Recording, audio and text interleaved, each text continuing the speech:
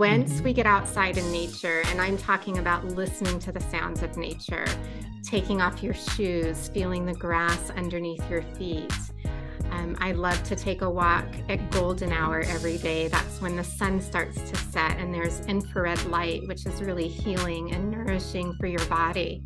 None of these things cost any money, but they're so healing for your soul. The fresh air, the vitamin D, they help to regulate your nervous system and brain. Hello, and welcome to another amazing episode of TMC, where we are here to help you take your relationships from surviving to thriving. If this is your first time joining us, go ahead and subscribe.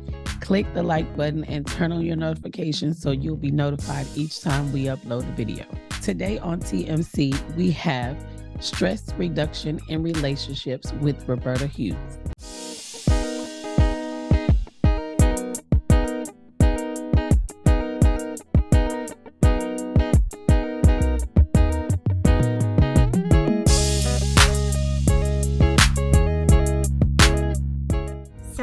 Peaceful living really came out of the culmination of my lifetime, from having been raised by really nurturing parents to then moving away to college on my own, met my ex-husband at the age of 19, got married at the age of 23, right after I graduated college, had my first baby at the age of 25. So from the time I left home till the time I became a mom, it was like this fast-moving train. And during that time was when I really started exploring practices that helped me feel more relaxed, more available for my husband at the time, for my baby, for all of the life changes that were occurring, and to keep that feeling that I had gotten being raised in a nurturing, loving family. So you are a self-care and stress relief reduction expert. So tell us a little bit about that. Self-care and stress reduction being the main thing that you provide for people in your business. Tell us a little bit about that. Sure. So I mostly utilize the tools of yoga, Pilates, and guided meditation to help people find the ability to bring peaceful moments into their life. I also do one-on-one coaching and help people look for availability in their calendars where they can put times each day, even if it's only 1 to 5 minutes at a time, where they can be available for these practices, make them part of their normal routine, and start to put these peaceful moments into play regardless of conditions. Because we all know that life gets busy. And if we wait for life to slow down to take care of ourselves, it's never going to happen. And usually the only way a person will slow down is if they get sick, if they get injured, or if a tragedy happens and makes them have to slow down. And I really want people to know that they have the power to create wellness in their life that will sustain them through anything that might come up for them. So they don't have to wait for life to take a hard turn to slow down. Yeah. Well, why is this important? So it's important to focus on reducing your stress, because in the world that we live in today, when we are constantly in that place of being stressed out and not having ways to cope, our nervous system takes an imbalance. So we have our parasympathetic nervous system, which allows us to rest and digest. When we're only doing things that are active and moving and going and feeding the sympathetic nervous system, which is that fight and flight, it's like our bodies forget how to rest, how to restore, how to rejuvenate. And that's the part of us that fuels all of the things that we want to do in life. So if you think of, not putting gas in your car, if you don't put gas on your car, eventually it's going to stop running. If we don't take the time to rest and restore and rejuvenate, our bodies are going to wear down. Our immune systems will wear down. We'll get sick more often. We'll feel tired. We won't be sleeping well. It'll even affect our relationships, whether that's at home or at work.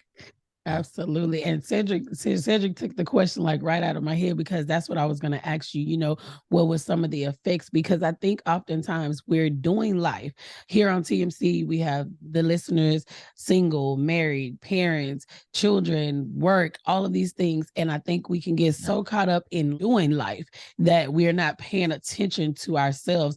When we were talking about you being a self-care and stress reduction expert, I'm like, yes, because it's necessary. Exactly. It's so important, because you have to take care of yourself, because if you don't, what you just said is what's going to happen. Your body's going to break down. And I believe that a lot of us experience illness, we experience sickness, we experience things in our bodies that we think is really our health, when all it is that stress manifesting itself and it's showing up. And it's important for us to work on reducing stress, taking care of self, so that we can be better in our relationships. So I'm definitely glad that you mentioned that to the TMC listeners.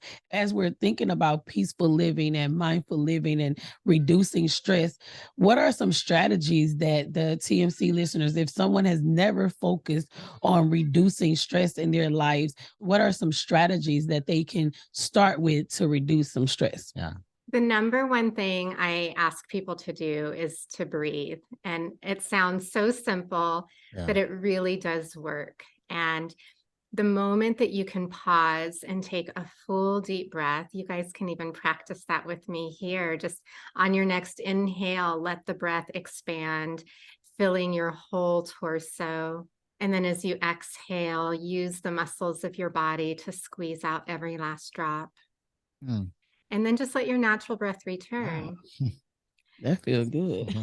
And your face has even changed. So just taking a deep breath, an intentional deep breath, when your mind is following the breath, the thoughts subside and you get a little bit of a break from the busyness of the mind.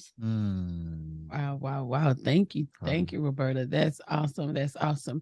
So when you start to work with someone, if someone comes to work with you for the first time, a busy mom of 3, a busy dad coming to work with you for the first time, what is something that they can expect to experience? And we talked about the first thing, just paying attention to the breathing, but what are some other things that they can expect to experience working with you?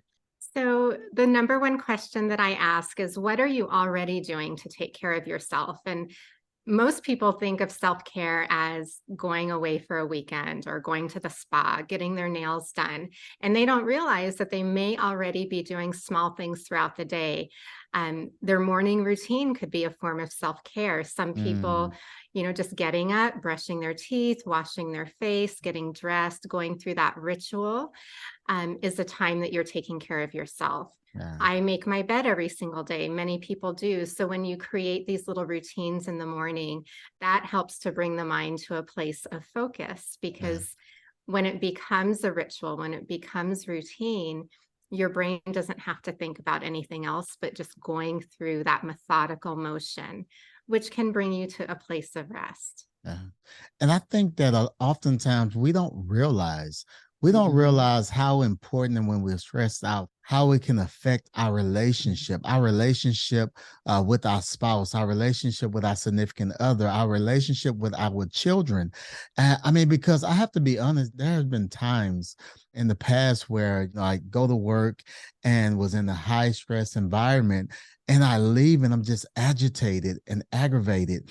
And one of the things that I started doing, you remember years ago, I started going to Starbucks and decompressing and kind of reading a book or whatever before I got home. I want you to, for some of us, because that's parents. They're working, some working from home, some don't have the opportunity to work from home, some work from home and more stressed out now and working harder now than they were when they were working in the office. What are some things we should consider, and what are some things we should do? Just something real quick. I know you mentioned the taking the deep breath, and that felt really great. I'm telling you, I'm going to do it again when I get another opportunity. Feel really good. But I want just some other tips and tools and advice that you can help us with. Absolutely. So when we think about relationships, first we need to be at ease and at peace within ourselves Okay. to Mm-hmm. bring that spirit to another relationship.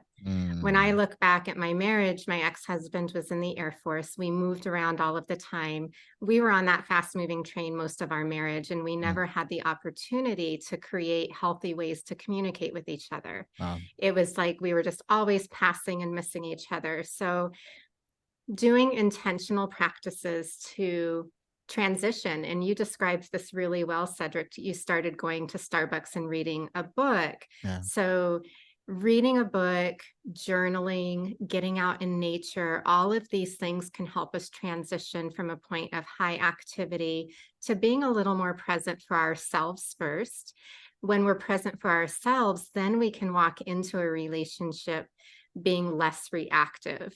So Yeah. if we're coming in Mm. aggravated, agitated, anxious with the whole day of stuff that's just happened to us, chances are we're not going to have a healthy interaction with the person in front of us. Yeah. Mm-hmm. But if we can transition from the busyness to a place of feeling grounded within ourselves, then we can move into a relationship and communication.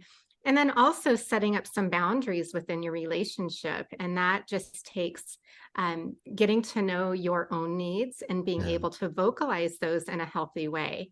So my boyfriend and I, we practice this every day, and we're still learning how to do this with each other. But being able to say, this is what I need in this moment, or I'm not in a place to be able to engage or communicate right now. I need to be on my own. I need to go take a walk. Yeah. And being okay with that, each partner learning what they need and then being able to communicate it with the other. You just said something that I feel is so powerful, being able to vocalize and communicate with your partner, your significant other, even your children, whoever it is, Absolutely. what you need in that Your moment. dog. Yes, everyone being able to honestly and openly give each other. I think it's important that we note this, TMC, that we have to give those that we're in relationship the space to say, hey, I'm not in the brain space to communicate right now. I'm not in the space to talk right now. Just give me a moment. I need to take a walk, or I need to take a shower. I need the bathroom to myself for 10 minutes, whatever it is. Yes. Being able to share that, to vocalize that, we have to do that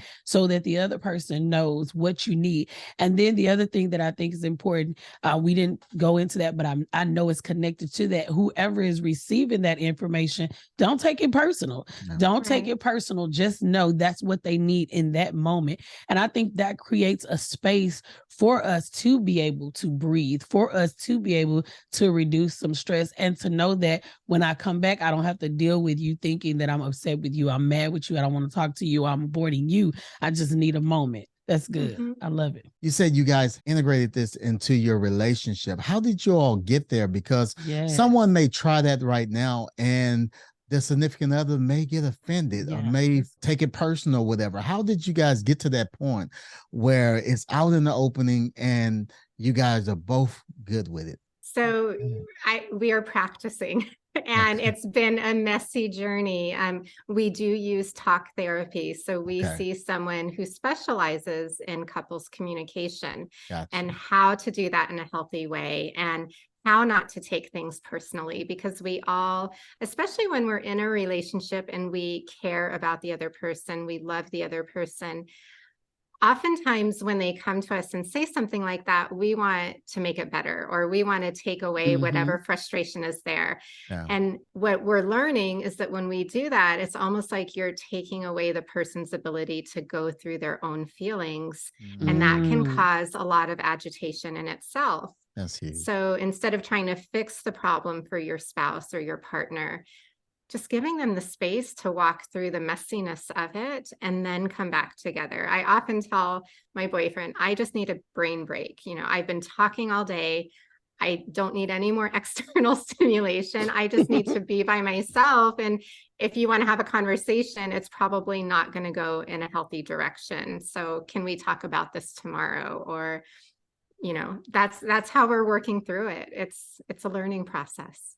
Roberta, I'm glad you said that because it allows the TMC community to understand that this is not a one-time thing. Mm-hmm. This is something that you have to actually work on. We have to work on getting there. We have to work on it daily. And sometimes we may slip up, sometimes may make the mistake, but giving each other a grace to move forward, I think is awesome. So I'm glad you shared that and was transparent. You mentioned something earlier. You said something about going outside and you talked about going out in nature. And this is really strange to me, right? I mean, because we understand fish. A fish has to be inside the water. If you take a fish out of the element, the fish would die. A bird is meant to fly. And one thing is so strange with me, us as human beings, right? We're creatures of the earth, and we spend so much time on our gadgets. We spend so much time watching TV. We spend so much time. You said this, get out into nature. I want you to, if you can, I want you to dig a little deeper in that, because I believe this is so important. And I believe a lot of times, because we miss that step and we're going from our car to our house, we're going from our car to the store, we're going from our car to the restaurant, and we're not spending a lot of time outside breathing that fresh air. What's your thoughts on that? I feel like you just took me to church, Cedric. You got so excited about being out in nature. Yes. And, you know, there is so much study about how stimulation affects the brain, and video, electronics, technology, all of that is a form of stimulation.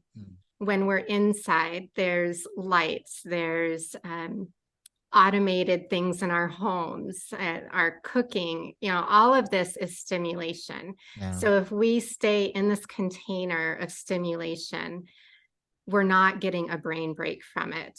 Once we get outside in nature, and I'm talking about listening to the sounds of nature, taking off your shoes, feeling the grass underneath your feet. I love to take a walk at golden hour every day. That's when the sun starts to set, and there's infrared light, which is really healing and nourishing for your body. None of these things cost any money, but they're so healing for your soul. The fresh air, the vitamin D, they help to regulate your nervous system and bring your stimulation level down. Simple. I like the fact that you stress to us that it doesn't cost anything, right? Yeah. This is the ultimate date night, date evening to do. Take a walk with your loved ones, with your kids. And as you were talking, that's what I could see. I'm like, oh, wow, we need to get out with the kids and push the stroller and just watch the sun go down. You said something earlier. You said a lot of times, as in a relationship, when our significant other is going through something, we want to fix it for them. We want to remove that stress.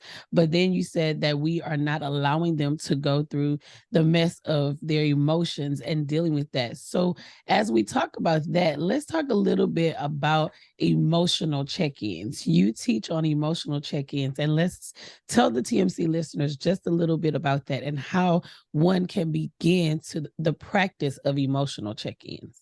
Sure. So when I'm teaching a yoga class, I kind of think of our body as this container, and there are many layers. So we have our physical container, the physical sensations that we feel.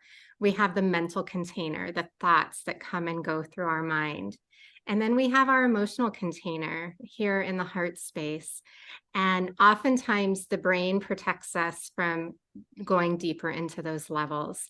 So learning how to quiet your mind, finding ways to meditate, to focus, to breathe, that's going to help you get more in touch with your own emotional body. Sometimes you'll ask a person how they feel and they don't even know, because they're so disconnected from their emotional state, because they're always in their head or they're in the pain of their body. If you're in physical pain, it's hard to be in touch with your emotional body. So it is a process. It's not something that you can just start practicing. If you wanted to, practice in a way, sometimes just lying down, with your hand on your heart as you're going to bed at night, and just feeling your heartbeat and your breath and noticing sensation, physical sensation in the heart space, that will start to help you open up to your emotional well-being as well. Wow. That's good. Yeah, let's try that tonight. I know, right? Oh, thank you. Thank you for that.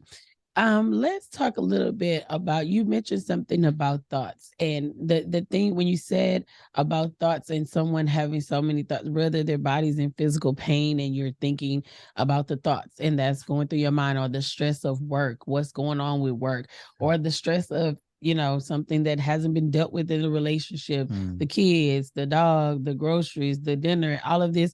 All You the talk things. exactly all of this in your head. And I'm speaking from a woman's perspective. There's times when I can say as a testimony, I've laid down to go to sleep and all of these thoughts are in my head. Let's talk about some techniques, some tips, some ideas for decluttering your thoughts. Yeah. So the nature of the mind is to think and be busy. So if you have the expectation that you can get quiet and your mind will stop, you're going to be sorely disappointed. Teaching your mind to quiet down, I often say, is like teaching yourself to run a marathon. So nobody has the expectation that they could just go out tomorrow and run a marathon without a lot of practice. With meditation, for whatever reason, if someone sits down and then their brain gets busy, they think, I can't meditate. My mind just won't do it. Well, your mind hasn't learned how to do it yet. So the way to begin is I love using timers. Set a timer for 1 minute. Use your breath as an anchor for your attention. So as we practiced earlier, when your mind is with the breath, we can take another one together. So take a nice big inhale. And exhale all the air out. Focus on squeezing out every last drop. Were you thinking about anything during that other than breathing? No. So this is the thing you come back to. So when you notice the mind has wandered away and it's doing its thing, it's like, oh, I have my breath. So it almost becomes like a little game, like not there, here. Not there, here. And if you get frustrated and agitated with the process, the brain's going to get noisier. If you become playful and just keep practicing, over time, the mind's going to start to say, okay, I just need to come back to the breath. But it takes practice. Wow, you have definitely just freed me, because I myself, like, I can't do this. My brain just won't stop. I can't do this. But it's simple yet so clear to me now. TMC, listen, try this breathing exercise. I mean, it is amazing. And this is what makes it so amazing, because I take deep breaths and exhale. But when you said squeeze the very last drop, I don't know, it's just something about that squeezing the last drop. It just feels so good. I mean, it's really great. Yeah. And I like the game part, because I think for me personally, the times when I'm like, I can't sit here for 5 minutes. I can't do this. But you talked about us just starting with 1 minute, just 1 minute. And when your brain gets busy, because just like you told us, and it's so true, that's what it's designed to do, to think and process. When your brain starts revving up to do what it's designed to do, then play a game, bring it back. Okay, let's bring it back to my breathing. That's good. And just inch it forward like you would for that marathon. The first day you're going to maybe run half a mile, and then when that becomes easier, you're going to go for a full mile, and then you're going to do a 5K, and then a half marathon, and then a marathon. So with meditation, we can do the same. Start with 1 minute. When that becomes a routine, then add another minute. And at my very first yoga and meditation retreat, they called it making it an investment in your spiritual bank account. So 1 minute every single day is better than waiting to find 30 minutes that you can just sit there and torture. True. But we can work our way up to that 30 minutes, and it won't be so torturous by the time we get there. I love it. Absolutely. You mentioned this earlier, Roberta. You talked a little bit about you and your boyfriend being in talk therapy. And let's talk a little bit about that. You're encouraging, just encourage. There's a TMC listeners that probably is like, what is talk therapy? So let's explain that to the TMC listeners and why it's important. So talk therapy is seeing someone who specializes in relationships or is a counselor or a psychologist.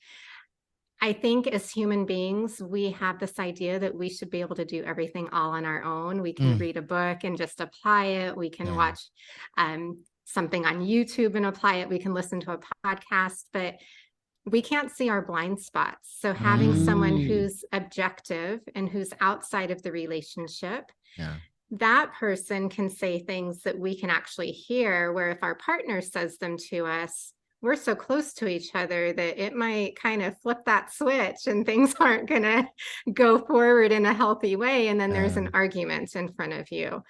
So then, someone who has expertise can say, okay, when that happens, these are the things that you guys can do. And just like I've been sharing ideas on how to come to a place of peace and calm throughout the day, a counselor, a therapist can help you find ways to come back to healthy ways of communication and interaction in your relationship. Or even for yourself, sometimes a person just needs talk therapy for themselves. I tell both of my boys all of the time that the one thing that you can do is be whole and complete inside of you. Find a partner who's whole and complete inside of them. And then the relationship has so much more opportunity to really prosper and grow and be healthy. So true, so true. Roberta, do you have anything else that you would like to share with the TMC listeners? I would encourage them. I do offer free discovery calls through Peaceful Living. So if someone is curious about what practices would help them and work for them, that's my specialty, because it really is overwhelming to try to start something new, to bring self-care practices in, and they can be so simple and easy. So I would encourage them to set up a conversation with me. That too costs no money. We can look at the things that they're doing already and that are working, and where they just might need a little bit more support and some ideas. And then I'm also on Instagram. So my website is peacefulliving.com. Full has 2 L's. And then I'm on Instagram at Roberta_peacefulliving.com. And, we're human beings. We're all learning and growing together. So like you said earlier, giving yourself grace to make mistakes and having the courage to acknowledge when you make a mistake and to own your part and to let your partner own their part. And then you have more opportunity to start developing, maybe a sense of humor about some of the things that you are fighting about, or just know those rhythms of where to give more space and where to offer support. So I do have a very special gift for all of the TMC listeners. They can join the Peaceful Living community for 30 days for free, and I will give you that link. It'll be here in the show notes. And in those 30 days, there's unlimited access to my live stream classes. I teach Pilates and yoga classes every week. And then I also have an on-demand video library of more than 150 videos, and that includes short guided meditations that are anywhere from 2 to 7 minutes long. They're called Zen breaks. And then I also have longer guided meditations, which you may really enjoy.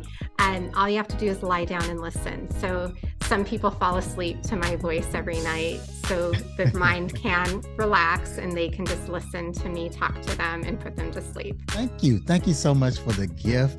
The TMC community is definitely going to be very happy and excited. So thank you for that. On behalf of the TMC community, we want to thank you so very much for taking time out of your busy schedule and adding value to us all. Thank you so much. So we hope you enjoyed today's episode. And if you did, go ahead and subscribe. Click the like button, turn on your notifications so you'll be notified each time we upload a video. And if you're listening on iTunes, rate the podcast and leave a review. That helps us get the word out. So we want to thank you for joining us today on TMC. Looking forward to hanging out with you again on next week as we continue to help you take your relationships from surviving to thriving. Bye. See you next week.